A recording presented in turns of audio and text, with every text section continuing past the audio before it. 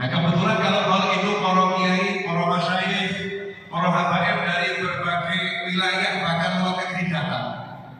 Nah masalahnya ada satu habib dari Jawa Timur yang dikenal kesolihannya, dikenal kewaliannya, hanya saja badannya agak besar size-nya, ukurannya, sehingga kalau masuk mihrab untuk imami sempit,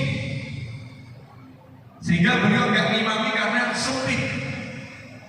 Maka beliau berkata pada Habib Anis, ini kalau mihrabnya besar, saya pengen imami di sini. Karena sang wali tadi juga pengen barokahnya dan juga pengen berkahnya.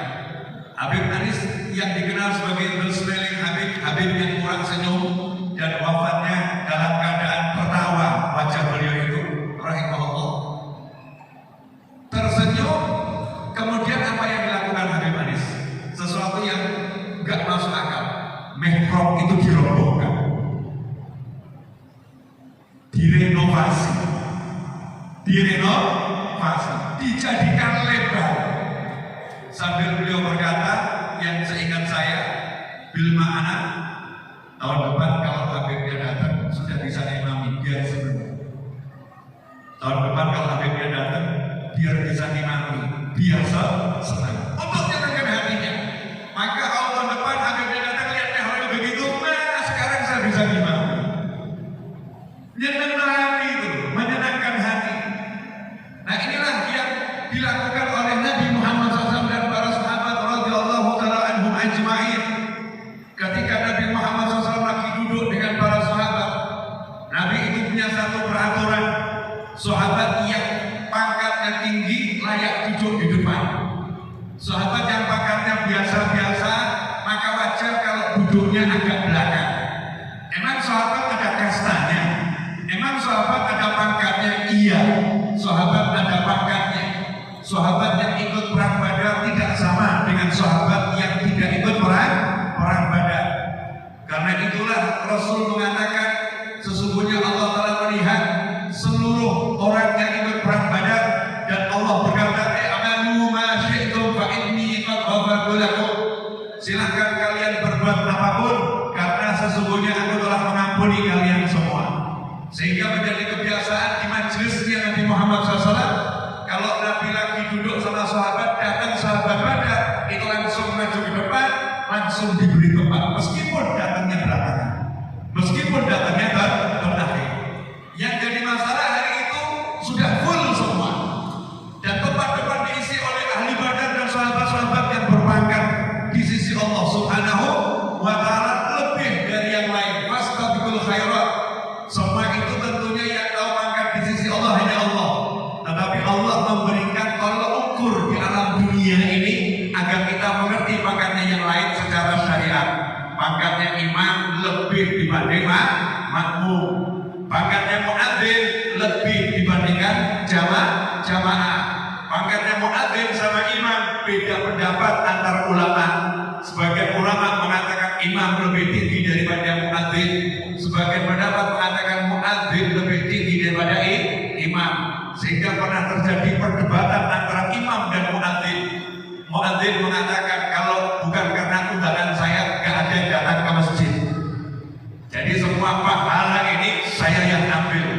Maka imamnya komentari jawab, walaupun sudah kamu undang, kalau gak saya imami, gak ada sholat. Jadi tetap saya pahala yang paling besar. Itulah namanya fastabiqul khairat. Kita tahu pangkatnya sahabat juga dari mana? Dari Nabi Muhammad sallallahu alaihi wasallam. Nah saat itu sudah penuh tempat, datang seorang kepala suku, tokoh masyarakat. Bukan orang alim, bukan sahabat senior, sahabat yang biasa-biasa, tokoh masyarakat. Datang terakhir, duduknya di belakang. Duduknya di belakang. Apa yang dilakukan Nabi Muhammad SAW untuk menyenangkan hatinya dan menyenangkan orang-orang kampungnya, tokoh masyarakat tersebut? Maka Nabi SAW melepas selendang beliau, kemudian melemparkan ke arah pemuka tokoh masyarakat tadi, sembari mengatakan, ambil dan duduklah di atas selendangku. Bayangkan, ambil dan duduklah di atas selendangku. Tokoh masyarakat tadi mengambil dan menciumnya. Saudari mengatakan terima kasih, tapi tidak mungkin aku meletakkan selendang Nabi di bawah diriku, kan mungkin aku dudukin. Dipegang, diciumin. Nah, ini menyenangkan ikhwanus sulur, amal yang terbaik. Yang sering terjadi akhir zaman ini amal-amal yang menyakitkan hati orang lain, kalimat-kalimat yang menyakitkan hati orang lain, sikap-sikap yang menyakitkan hati orang lain. Sebagaimana afdhalul a'mal, amal yang terbaik adalah idkhalus surur, maka amal yang terburuk adalah menyakiti hati muslim yang lain. Karena itu dikatakan merobohkan Ka'bah sampai 70 kali atau sekian puluh kali itu dosanya lebih ringan dibandingkan menyakiti hati seorang muslim satu kali. Ngeri atau enggak ngeri? Ngeri. Kadang nggak sadar pakai HP ini kita udah nyakitin hati orang banyak. Kita share sesuatu yang melukai hati banyak orang. Kadang nggak sadar karena sikap kita, karena perbuatan kita menghancurkan hati seseorang. Kemudian kita berbangga dengan banyaknya sholat sunnah kita, berbangga dengan banyaknya puasa sunnah kita, berbangga dengan banyaknya zikir kita, gak khawatir dengan berapa banyak hati yang telah kita hancurkan. Na'udzubillah min dzalik. Inilah mukadimah dari saya, 30 menit kurang lebih saya sudah bicara. Ini kok wajah tegang semua namanya? Ya, 30 menit sudah saya bicara. Mohon maaf, ini mukadimah menjelaskan niat tadi loh ya. Niatnya kesini adalah menyenangkan hati Pak Huda. Udah selesai. Saya berharap betul-betul diterima, beliau senang gitu ya. Walaupun tadi sempat was-was. Ini HP-nya nyampe enggak? Telatnya berapa jam ini dia? Ya telatnya berapa jam? Di telepon saya bilang jangan diangkat dulu karena masih jauh, nanti tambah was-was. Begitu udah deket baru saya angkat biar tidak terlampau was-was. Karena niatan saya pengen menyenangkan. Dan saya memang betul-betul tidak ceramah kemana-mana. Boleh dicek. Sepanjang Ramadan ini saya hanya di rumah, tidak kemana-mana. Mungkin saya lusa ke Jakarta juga untuk menyenangkan teman saya, namanya Ustadz Babai. Beliau buat buka bersama dengan keluarganya di rumah sama tetangganya. Tolong Bib kalau bisa mampir, bukan begitu. Jadi saya mau berangkat hanya untuk menyenangkan hati. Karena itu amal yang paling bagus, ya amal yang paling baik. Kita kenal, karena mungkin kita nggak kenal Bahasyim Asy'ari rahimahullah. Bahasyim Asy'ari rahimahullah. Beliau itu dari Jombang naik Dokar, ke Tegal, mau ke Tegal, tapi beliau niati mampir Solo. Ayo mampir Solo. Padahal kalau mampir kan lebih lama nanti. Belum bilang mampir Solo. Ditanya kenapa Pak kalau mampir Solo? Dijawab, di sana ada keponakan guru saya. Bahasyim waktu di Mekah itu bersama Kiai Khalid Al-Bangkalani rahimahullah, seperti dituliskan oleh Syekh Yasin Al-Fadani dalam kitabnya Tashriful Asma, disebutkan di situ Kiai Khalid sama Bahasyim Asy'ari keduanya di antaranya belajar kepada Habib Husain bin Muhammad bin Husain Al-Habsyi, kakaknya Mu'allif Simtud Durar yang merupakan Muftil Haramain saat itu.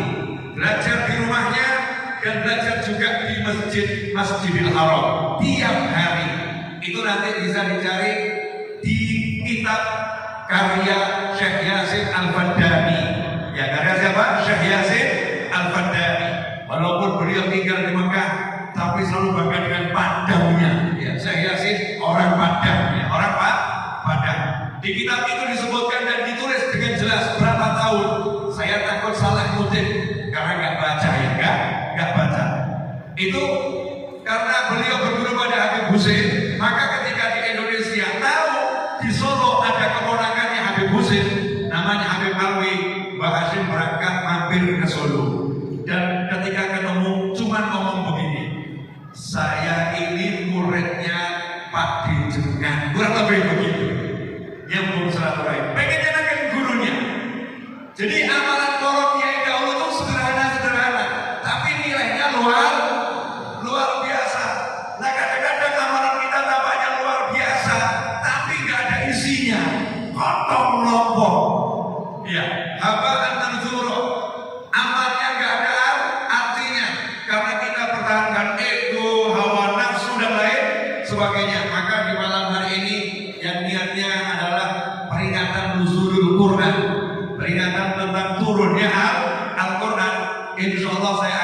nafas sekitar 15 menit bab nuzulul Quran. Mudah-mudahan barokah untuk saya dan semuanya, amin. Kalau bicara nuzulul Quran, saya lebih suka bicara prosesnya sebelum turunnya Al-Quran. Sebelum turunnya Al-Quran.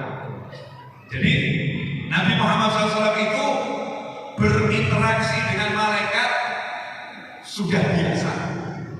Dari kecil sudah berinteraksi dengan malaikat. Mungkin tadi ahli baca Burda, Tiba, Barzanji, ya kita baca Sibtudurah dan kitab-kitab maulid yang lain.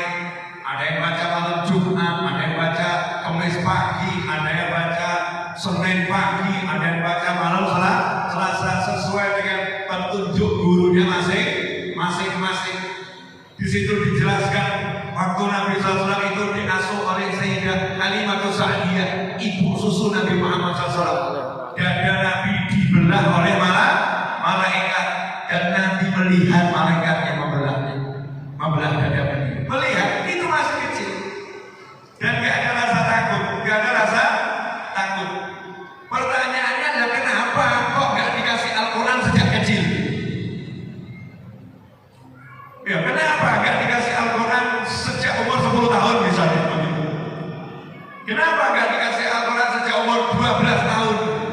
Kenapa ditunggu umur 40 tahun? 40 tahun genap baru dikasih kalamullah Al-Quran. Ya baru dimasukkan dalam dada Nabi Muhammad SAW 30 juz Al-Quran. Baru dikatakan Iqra, bacalah. Itu umur 40 tahun. Saya hanya akan memetik hikmahnya. Ya memetik hikmahnya. Kalau nanya kenapa, nah yang berbuat Allah, yang punya jawaban siapa? Allah. Kita nggak punya jawaban, kecuali kalau Nabi ngasih tahu Rasulullah. Tapi Rasulullah nggak kasih tahu kenapanya. Kita disuruh ngambil pelajaran, disuruh berpikir. Dalam kehidupan ini tidak ada yang instan, nggak ada yang tiba-tiba. Secara umum begitu. Semua manusia itu berproses. Semua manusia itu berproses. Jangan tergesa-gesa, ojo kesusu. Ya, jangan tergesa-gesa. Semua berproses. Ini pelajaran penting.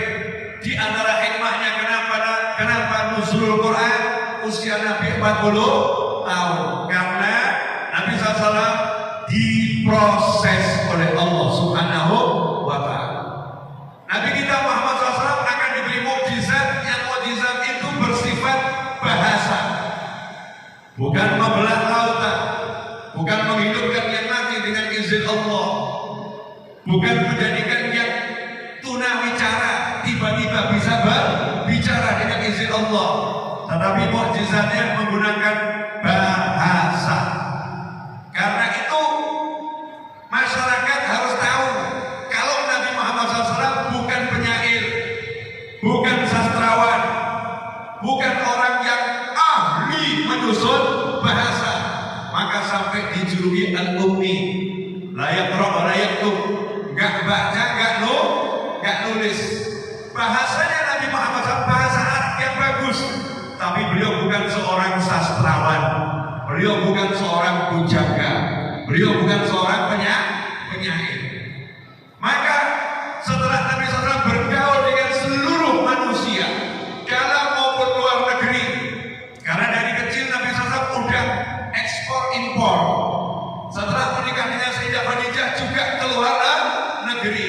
Maka ketika Nabi SAW kembali dan genap usia 40 tahun, tiba-tiba membawa Al-Quran, maka semua orang terperangah. Ini bukan bahasanya Nabi Muhammad SAW. Ini bukan kalimatnya. Kenapa? Kami kenal bahasanya seperti apa. Kami paham cara bicaranya seperti apa. Sehingga hatinya orang-orang kafir saat itu sebetulnya menerima.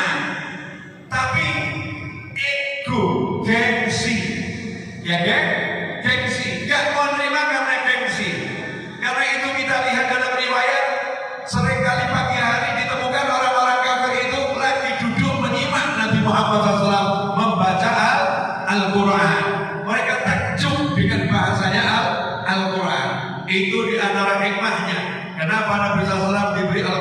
umur 40 tahun untuk menunjukkan ini bukan karyanya Muhammad SAW. Ini bukan hasil pikirnya Nabi Muhammad SAW. Kenapa?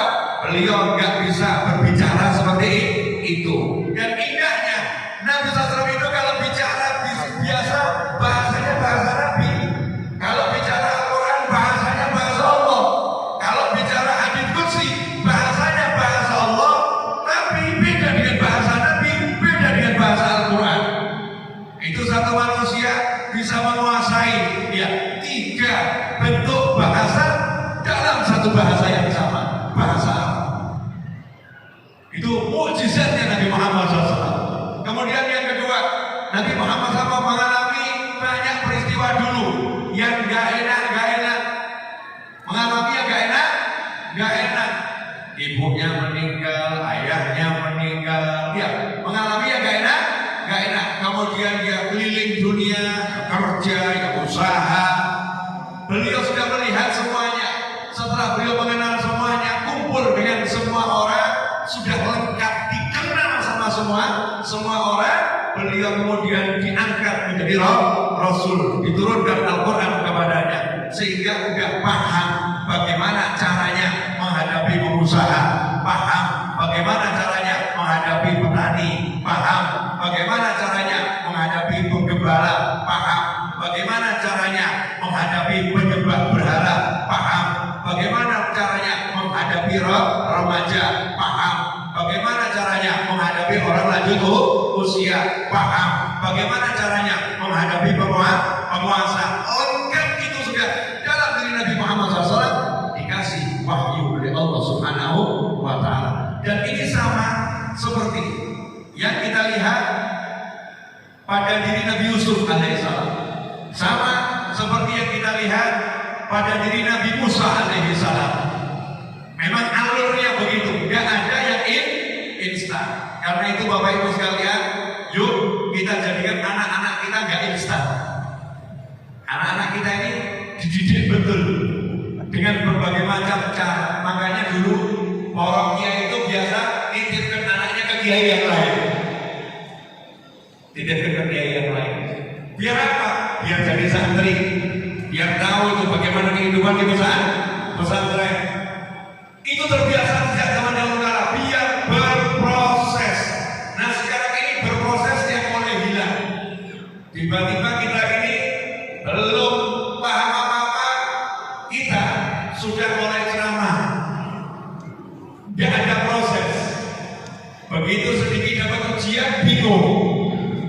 Tidak ada persiapan. Tidak tahu bagaimana harus menyikapi karena prosesnya itu hilang. Selanjutnya, sudah 41 menit saya bicara. Lanjut atau cukup? Lanjut. Apa namanya kita tidak apa ya? Jangan lanjut terus. Ini banyak yang sudah lama. Saya kan barusan datang. Tapi berangkatnya saya paling awal. Saya baru nyampainya baru teman berangkatnya paling awal. Dan saya insya Allah duduknya yang paling lama. Nubir soalnya. Ya duduknya paling lama. Berikutnya, di antara hikmah sebelum turunnya Al-Quran kepada Nabi Muhammad SAW tentang istri Nabi Muhammad SAW, Sayyidah Khadijah radhiyallahu ta'ala. Banyak ibu-ibu biar paham. Walaupun mungkin sudah paham, Bu, kalau dengar lagi insya Allah semakin jadi, semakin mantap, semakin paham. Sayyidah Khadijah itu kan menjanda sangat lama. Menjanda sangat lama. Dari umur kurang lebih 18-20 tahun. Jadi Sayyidah Khadijah itu menjanda kurang lebih 20 tahun sebelum dinikah Nabi Muhammad SAW. Wanita cantik jelita, berbudi mulia, terkaya, menjanda 20 tahun. Pertanyaannya, kira-kira kenapa ya? Saya mau nanya nih kepada bapak-bapak, mohon maaf Pak, kalau di Tuban ada janda cantik jelita, kaya raya, berbudi mulia, kira-kira Anda berminat untuk melamarnya?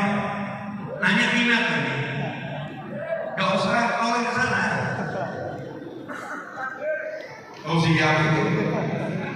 Wajar kalau ada pria berminat, betul ya Bu ya? Cantik jelita, kaya raya, berbudi mulia. Maka saat itu Sayyidah Khadijah radhiyallahu ta'ala dilamar oleh, kalau orang sekarang bilang tuh di media sosial, sultan ya, orang-orang kaya. Para sultan itu mendatangi Sayyidah Khadijah, jadi istri saya. Beliau menolak. Saya pelajari kenapa nolak itu, karena saya punya kewajiban belajar lebih dari yang lain. Karena nyambung nasab nenek saya sendiri, masa saya nggak paham? Saya belajar lebih dari yang lain. Saya pelajari sekian banyak kitab. Ternyata jawabannya sederhana. Karena Sayyidah Khadijah pernah mimpi bahwasanya kamu nanti akan menikah dengan seorang pria yang dia Rasul akhir zaman, penutup semua nabi dan Rasul. Maka Sayyidah Khadijah ketika dilamar dicek, apa ini ya Rasulnya? Oh bukan, coret. Apa ini ya Rasulnya? Oh bukan, coret. Apa ini ya Rasulnya? Oh bukan, coret. Kemudian beliau mendengar ada seorang pemuda namanya Nabi Muhammad SAW. Beda usia kan lumayan jauh, 15 tahun. Ya 15 tahun. Artinya ketika Sayyidah Khadijah itu umur 20 tahun, Nabi baru berusia 5 tahun. Jadi belum tahu. Ketika Nabi Muhammad usia 2 tahun, Sayyidah Khadijah usianya 27 tahun. Jadi ketika umur 20 tahun baru 5 tahun, 27 tahun baru 12 tahun, baru pergi keluar negeri ke Syam. Belum beritanya belum santer. Sampai ketika usia menjelang 40 tahun, ini kelihatannya kok anak muda itu ya. Kelihatannya anak muda itu. Maka Sayyidah Khadijah datang mimpinya lagi. Bertemu Nabi SAW, ditunjukkan kalau inilah suamimu, wajahnya jelas. Maka untuk memastikan, karena namanya mimpi, jangan asal dipercaya. Orang sekarang mimpi dikit langsung dijadikan seperti sabda Nabi. Mimpi itu langsung dijadikan pegangan. Kalau Nabi Yusuf aja mimpi masih nanya sama ayahnya. Nabi Yusuf mimpi nanya sama ayahnya. Sama ayahnya ditakwilkan mimpinya. Artinya ayahnya itu juga ahli, anaknya mukjizat yang menakwilkan mimpi. Gak semua mimpi bisa ditakwilkan oleh sembarang orang. Maka saat itulah Sayyidah Khadijah nanya sama Waraqah bin Nawfal. Dijawab, ya itu, ya, yang namanya Muhammad SAW itulah suamimu kelak. Maka dites, dikasih bisnis, yuk kerja bareng saya. Terus diambilkan satu asisten, ya asistennya disuruh dampingi. Kamu dampingi, tugasmu hanya menyelidiki apa saja yang terjadi selama perdagangan dan perjalanan. Hasilnya, ciri-ciri Nabi semua ada pada diri Nabi Muhammad SAW. Maka mantap, Sayyidah Khadijah melamar Nabi Muhammad SAW. Jadi Bu, nanti kalau lihat ada laki-laki Bu, kok baik, jangan nunggu anak itu dilamar. Tiru Sayyidah Khadijah. Kalau ada santri-santri atau ustadz-ustadz atau pengusaha-pengusaha atau orang-orang yang karyawan yang kerja, tapi orangnya itu punya sifat-sifat yang takwa, jangan nunggu melamar anak itu. Langsung samperin orang tuanya, boleh nggak itu buat anak saya? Itu bukan tabu, tapi itulah ajaran orang-orang terdahulu. Sayyidina Umar juga menawarkan anaknya kepada para sahabat. Hasilnya menikah Nabi SAW dengan Sayyidah Khadijah. Seperti dikatakan oleh Gus Baha dalam salah satu ceramahnya. Ya, Gus Baha waktu ceramah pernah menjelaskan ketika Nabi mimpi dari Gua Hira, ya mimpi kalau ketemu malaikat Jibril di dalam Gua Hira, dapat wahyu, Nabi itu pulang, sepilu diminta diselimuti. Kata Gus Baha yang saya masih ingat-ingat ya, nanti dicek aja ceramahnya dulu, bagus Gus Bahat, semoga Allah panjangkan umurnya dalam segala kebaikan. Amin. Amin. Itu menjelaskan kenapa Sayyidah Khadijah kok tenang-tenang saja. Ketika Nabi bilang zamiluni, selimutnya aku, kok Sayyidah Khadijah panggah tenang-tenang aja. Enggak heboh. Karena apa yang beliau harapkan terbukti hari itu. Ya benar. Karena setelah menikah dari umur Nabi 25, Sayyidah Khadijah 40, ditunggu-tunggu pelantikan jadi Rasul, ternyata datang. Katanya suami saya Nabi, katanya suami saya Rasul. Mana buktinya ini? Kok belum muncul? Baik, luar biasa, istimewa. Tapi belum ada bukti dia akan jadi Rasul. Maka ketika malam nuzul Quran itu, kemudian Nabi SAW pulang, zamiluni, Sayyidah Khadijah senangnya luar biasa. Ini waktunya, ini saatnya. Maka beliau tenang. Kemudian diselimuti, nggak nanya masalahnya apa, selesai ditanya ada apa, besoknya diajak pergi ke warung kopi Naufal untuk memantapkan suaminya. Kamu tuh Rasul yang dicari, kamu tuh Nabi yang tuh idam-idamkan selama ini. Senang tuh Sayyidah Khadijah radhiyallahu taala anha. Nah, saya mau pelajaran di sini, ibu, mohon maaf, ini akhir zaman ini hanya oknum wanita nggak tahu cara jadi wanita. Banyak oknum wanita nggak tahu cara jadi wanita ketika berumah tangga. Kalau suami datang dalam keadaan bermasalah, jangan pernah tanya masalahnya apa. Ini sekarang seringkali terjadi, suaminya duduk, apa masalahnya mas? Mau saya ngomong jangan, selimut tolong. Teh panas tak? Kayak gini wedang cek. Diselesaikan dulu problemnya. Jangan tanya masalahnya. Dan jangan pernah nanya apa masalahnya. Sampai beliau yang cerita. Itu yang dilakukan Sayyidah Khadijah. Gak pernah nanya sama Nabi, kenapa kok gemeter? Ada apa? Gak ada. Selimuti. Gak ceritanya diam. Begitu sudah tenang, suaminya cerita, beri solusi. Jangan caci maki. Contoh, boleh nggak sih contoh? Ini kelihatannya paling demen bapak-bapak ini. Karena judulnya dari oknum ibu-ibu gitu ya. Bapak-bapak bahagia. Suami dipecat, pulang pucet. Harusnya istri ngasih apa? Mas, pucet. Kelihatannya kamu kurang gizi. Pilih mana? Wedang Jai Magi, STMJ, atau sate. Jadi suaminya yang pucat tadi walaupun nggak jawab, mungkin kopi. Ya kok? Kopi. Duduk, didengarkan, disenangkan. Tapi sekarang nggak begitu. Pulang pucat, ditanya, kenapa kamu pucat? Ada apa? Apa yang terjadi? Mana apa ini? Suaminya udah pucat, dibentak, semakin mengkerut. Dijawab, dipecat di. Makanya kalau kerja itu yang betul, cari kerja itu susah. Sudah dapat kamu sia-siakan kalau dipecat begini, gimana nanti jadinya? Aku kan nggak jadi beli ini, nggak jadi beli ini, nggak jadi beli ini. Makanya kerja yang benar mas, bukan yang disenangkan hatinya, tambah gita-gita.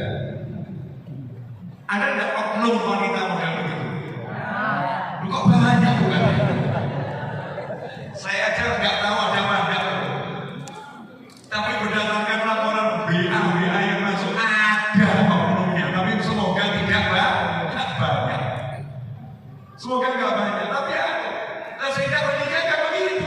Nggak ditanya apa masalahnya, didiamkan masalahnya, ditenangkan suaminya, diselimuti, ya, dihibur. Kamu orang baik. Kamu itu sukanya mau silaturahim.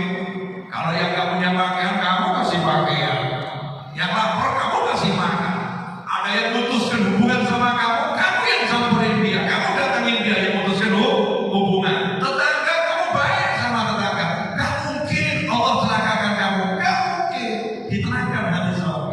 meskipun paham suaminya Nabi. Kadang-kadang ini yang makannya lebih rendah dari suaminya takut ngomong begitu sama suaminya. Wah itu kelihatannya suami saya apa-apaan, gak perlu ditenangkan hatinya. Loh ini Nabi saja jadi istri sehingga begitu paham suaminya Nabi, suaminya udah paham itu, tapi tetap ditenangkan. Ini sesuatu yang indahnya luar biasa. Nah proses turunnya Al-Quran itu kalau kita pelajari, maka ketika Nabi dapat Al-Quran itu betul-betul memang pantas, layak, tepat, baik waktunya, baik usianya, baik tempatnya, baik kondisinya, semuanya pas. Nah, kadang-kadang kita pengen jadi sesuatu, tapi tempat kita nggak pas, waktu kita nggak pas, ilmu kita nggak pas, pasangan hidup kita nggak pas, cara bergaul kita nggak pas, tapi mintanya yang luar biasa, prosesnya nggak disiap. Nah kalau pondok ini jadi sesuatu ya pas, karena pondok ini masya Allah tempatnya gimana kira-kira? Strategis, bangunannya masya Allah sampai ini waktu itu ya bangunannya luar biasa. Kemudian kalau kita lihat lagi bagaimana sistem pendidikannya, beliau yang kelola, pernah mengelola Tuban dikelola beliau, terus saya lihat jalannya alhamdulillah. Saya masuk Tuban Mangling, kok Tuban dulu ya, apalagi sekarang ini semakin kesini kan semakin kelihatan. Jadi kalau pada waktunya pondok ini menghasilkan orang-orang yang hebat, itu yang nggak kaget, karena sudah ada proses yang dijalani. Alhamdulillah 1 jam kurang 4 menit saya di jalan. Berakhir ini. Malam ini adalah malam genap dan malam ganjil. Malam genap dan malam ganjil. Menurut saya yang ikut aturan dan keputusan pemerintah ini malam 18 Ramadan, betul. Tapi menurut Muhammadiyah ini malam 19 Ramadan, betul. Jadi terserah antum anggap ini Lailatul Qadar atau bukan, buat saya tiap malam Lailatul Qadar. Kalau yang beranggapan ini malam 19, maka menurut riwayat Sayyidatuna Aisyah radhiyallahu taala sebagaimana yang dilakukan oleh Ali Al-Habsyi, setiap malam 19 Ramadan beliau membuat khatmul Quran. Makanya di Masjid Riyadh Solo ada 2 kali khatam, malam 19 dan malam 29. Itu menurut Sayyidatuna Aisyah Lailatul Qadar itu malam 19 Ramadan. Jadi kita yakin aja setiap malam itu malam Lailatul Qadar, karena genapnya seseorang ganjil buat yang lain. Ya, ganjilnya seseorang genap buat orang lain. Berarti tiap malam Ramadan di Indonesia malam ganjil. Bisa jadi malam ganjil, bisa jadi malam genap. Makanya cari Lailatul Qadar tiap malam. Saya cuma mau titip amalan saja, nggak usah angel-angel yang gampang-gampang, yang mudah. Menyenangkan hati. Kalau menyenangkan hati orang lain pahalanya luar biasa. Bagaimana kalau menyenangkan hati istri, menyenangkan hati suami? Ini para suami Ramadan dimasakan sama istrinya waktu berbuka. Itu kira-kira makannya leb-leb, rampung atau ngomong yang mana kira-kira? Leb-leb, gitu ya. Rampung, gelegean gitu aja. Gak ada masya Allah-nya. Menang-menang. Ini tadi bumbunya apa kok beda nih? Dusta demi bahagiakan istri itu pahalanya luar biasa. Jangan jujur-jujur. Jangan jujur. Senangkan hatinya ketika berbuka puasa. Masya Allah. Memang kamu tuh kalau Ramadan tanpa berbeda. Lu beda dari dia biasanya. Senangkan istri, senangkan suami, senangkan anak, senangkan yang di rumah. Senangkannya di rumah. Maka sama Nabi kan disuruh meringankan beban karyawan. Saya kalau Ramadan itu di Rodo ada tukang yang kerjakan bangunan. Kalau Ramadan semua tukang itu saya liburkan, sepanjang Ramadan libur. Tapi gajinya saya bayar penuh. Kira-kira senang atau enggak? Senang. Jadi saya enggak ikhlas.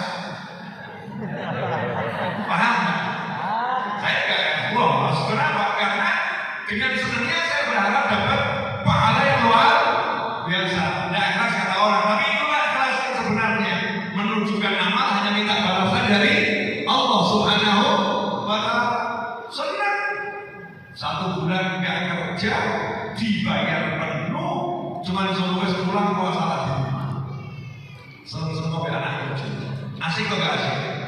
Asik. Ya, bisa saya itu. Ya. Kemudian senangkan orang tua, itu nomor satu. Senangkan orang tua. Kadang orang tua masakannya biasa-biasa. Istri kita masakannya luar biasa. Kadang-kadang masakan istri dimakan, masakan orang tua disingkirkan. Kalau harus terpaksa singkirkan masakan istri, makan masakan orang tua sendiri. Karena menyenangkan orang tua itu tingkat kewajibannya sangat tinggi. Ini kalau dijabarkan lagi sampai subuh.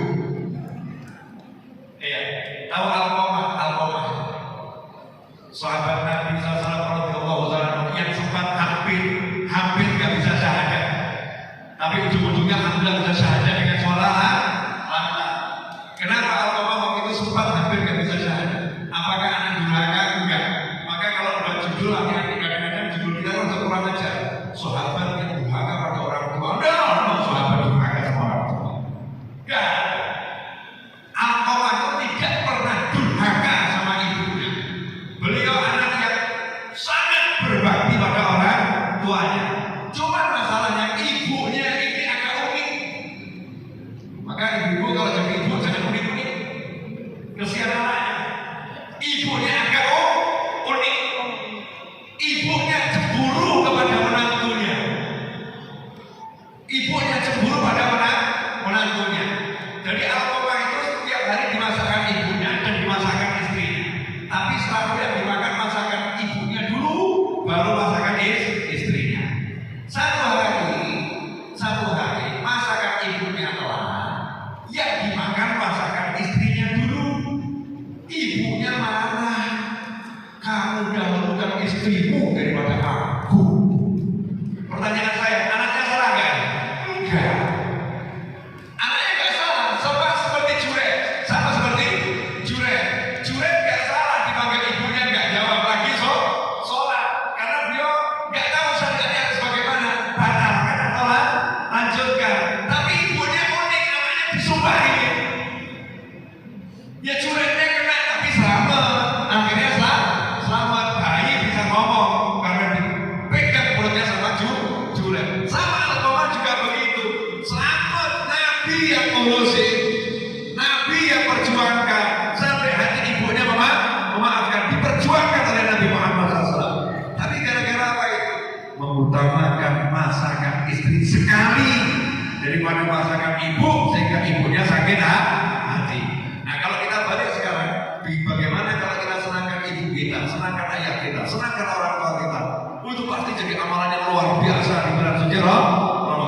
Makanya yang tersisa hari-hari ini yuk kita jadikan menyenangkan keluarga, menyenangkan sahabat, amal andalan kita ya, amal andalan kita. Dulu kalau berbuka ada antar-antaran, jeneng lo tonggo,